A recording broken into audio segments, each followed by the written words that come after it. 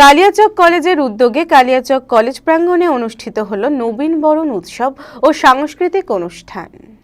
এদিন এই নবীনবরণ উৎসবে প্রধান অতিথি হিসেবে উপস্থিত ছিলেন উত্তরবঙ্গ উন্নয়ন, জলপথ ও সেচ দপ্তরের প্রতিমন্ত্রী সাবিনা ইয়াসমিন, মালদা জেলা পরিষদের পূর্ত কর্মাধ্যক্ষ ফিরোজ শেখ, বনভূমির কর্মাধ্যক্ষ আব্দুর রহমান সহ বিশিষ্টজনেরা। নবীনবরণ উৎসব এবং আমি নিজেও এই কলেজের প্রেসিডেন্ট। আমি যেদিন থেকে প্রেসিডেন্ট হয়েছি চেষ্টা করি যে কালিয়াচক কলেজকে আরও এগিয়ে নিয়ে যাওয়া, শিক্ষার পাশাপাশি এভরিথিং সার্বিক দিকের জন্য বিকাশ ঘটে স্টুডেন্টদের, সেটা হওয়া উচিত। এবং বিশেষ করে করোনার পরে অ্যাটেন্ডেন্সের অবস্থা সারা বিশ্ব জুড়ে খুব খারাপ পরিস্থিতি তৈরি হয়েছিল, আমাদের কালিয়াচক কলেজেরও তার ব্যতিক্রম নয়।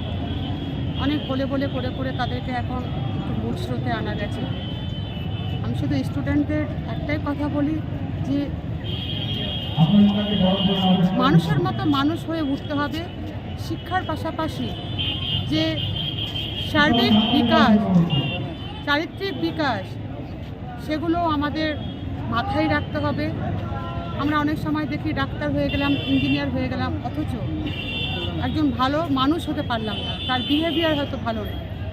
সব থেকে আমি মনে করি আমার যেটা যে শিক্ষা এমন একটা হওয়া উচিত যে আমি ডাক্তার হলাম কি ইঞ্জিনিয়ার হলাম এটা বড় কথা নয়, একজন যেন মানুষের মতো মানুষ হয়ে উঠে। মালদা টুডে।